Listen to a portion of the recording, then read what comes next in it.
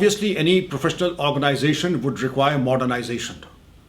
Modernization is one thing that when the underworld is using state-of-the-art technology, they are using cyber experts, they are using futuristic weapons including drones, and if the police continues to use the First World War Lee Enfield Mark III 303 rifles or vintage SLR rifles, then rest assured the police do not have a good chance of having the better of the underworld and the crime syndicates.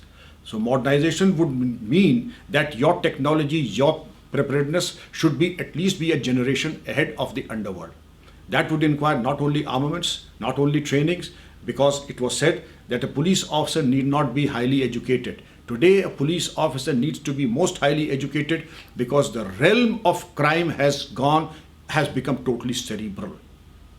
I would give an example that the entire depredations of the dacoity menace of 150 years would not translate to more than 100 crores.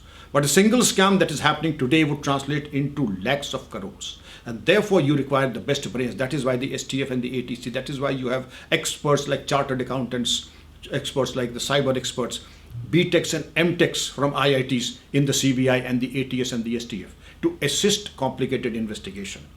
That part is modernization. You have drone attacks in the Punjab.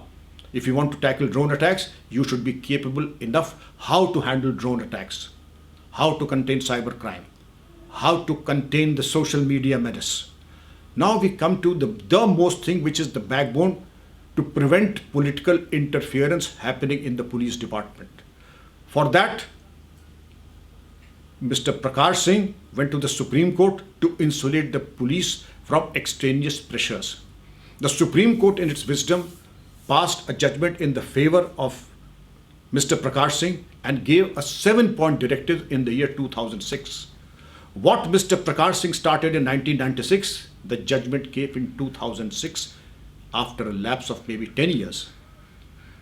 And from 2006, Supreme Court directives have come.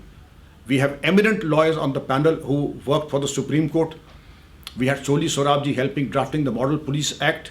Now the Model Police Act in position, but the spirit of those 7 directives of the Supreme Court is one, that the DGP and all the field officers should have a security of tenure, that the State's Complaint Bureau and the other complaint bureau in the district, any complaints against a police officer should be inquired into not by the police hierarchy, but others designated in the directive of the Supreme Court.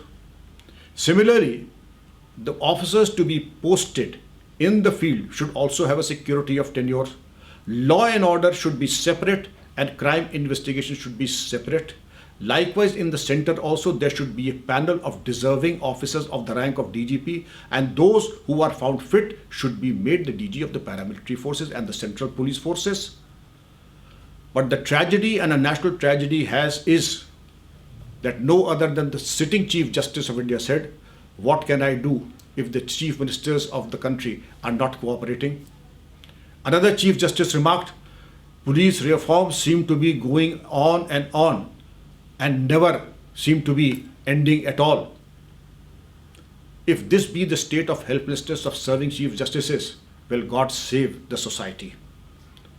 And the whole game plan and the tug of war is the absolute stranglehold of the political masters to control the police department.